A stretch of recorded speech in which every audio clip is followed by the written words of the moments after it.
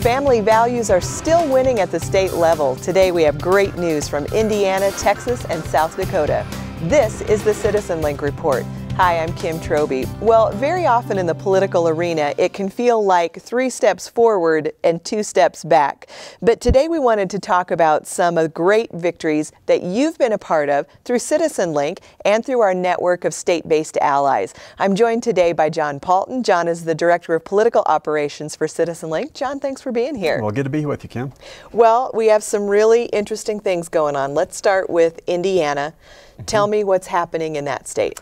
Well, people will remember last spring, just last April, there was the huge battle over the Religious Freedom Restoration Act. And that great piece of legislation was passed and signed into law, but then there was the huge media firestorm and blowback, and under pressure from gay rights groups, the liberal media, big business, and so on. They rolled back a big chunk of that good law. They called it a fix. Well, the other side, our opponents were emboldened by that, and they promised at that time that they would come back this year with legislation to extend sexual protections, sexual orientation and gender identity protections. The bathroom bill types of laws that we've seen around the country, they would extend those to the entire state with legislation this year. It had huge momentum behind it. The Indianapolis Star had announced that it was going to be their cause for the year. So they did editorial after editorial on it. They had, of course, very liberal, biased news coverage on it.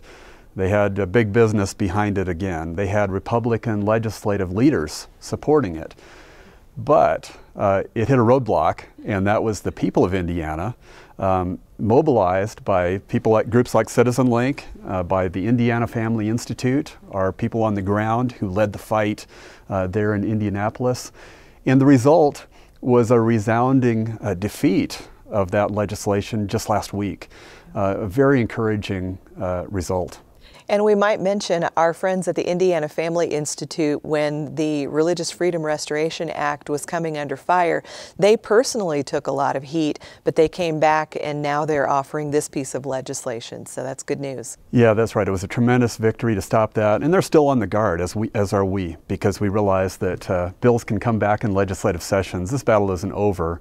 But it was a huge encouragement. The Indianapolis Star summed it up well. They called it a huge victory for religious conservatives. And it was, because the people got involved.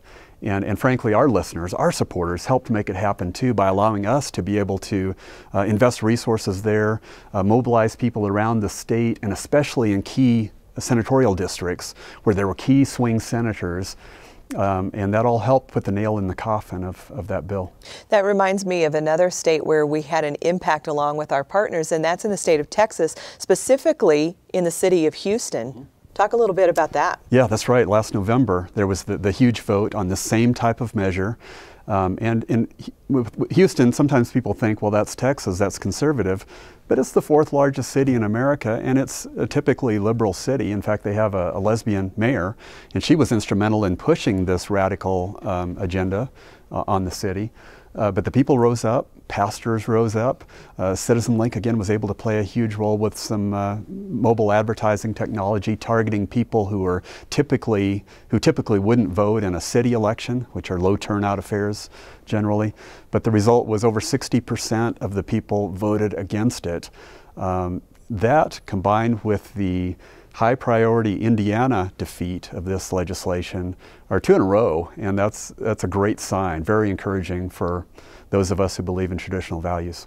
We also have a very strong Family Policy Council in South Dakota, and they're working hard to protect the privacy rights of children and really religious freedom for kids who really, a lot of times we don't think about kids having religious freedom rights, but they do. They're citizens just like we are. That's right. And there are 3 very good bills moving forward in South Dakota, but the one we want to talk about today relates to the kind of the bathroom agenda that's been going on around the country, where there have been efforts all over in all kinds of different venues to allow men to use women's bathrooms if they consider themselves to be women at that moment, part of the transgender agenda.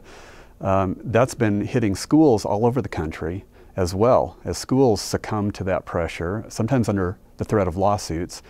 And there have been a number of bills to push back on that, but one in South Dakota is making great progress.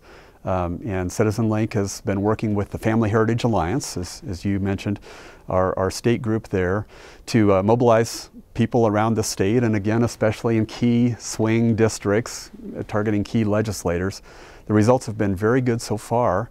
It passed out of the House on I believe it was a 58-10 vote. It's moved to the Senate now, where it's going to be a much tougher fight.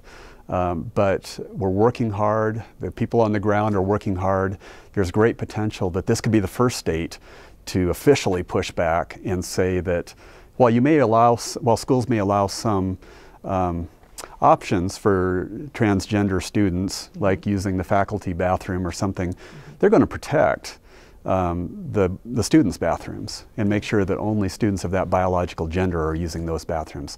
That's real progress.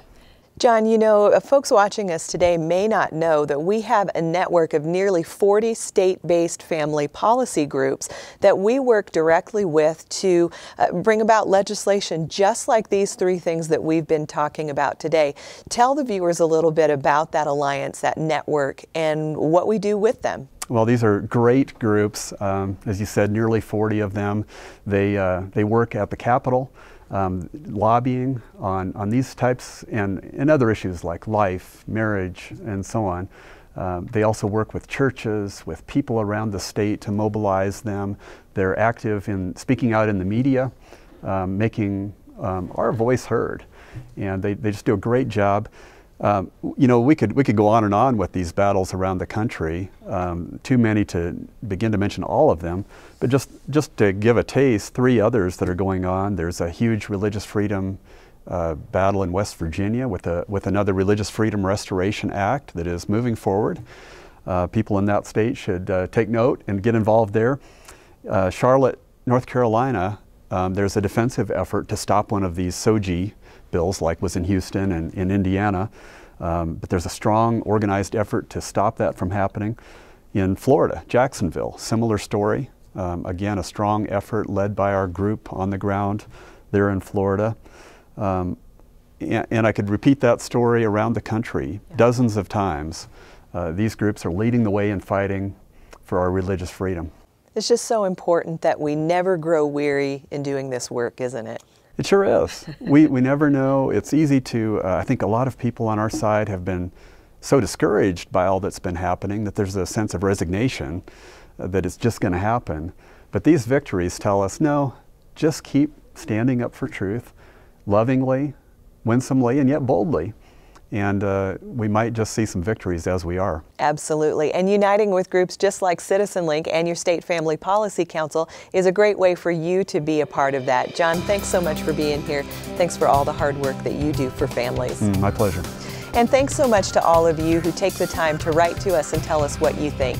If you'd like to communicate with us, it's real easy. Just go to mail@citizenlink.com and drop us a line. Please remember to pray for our elected officials and for our nation. And remember, stand tall and be heard.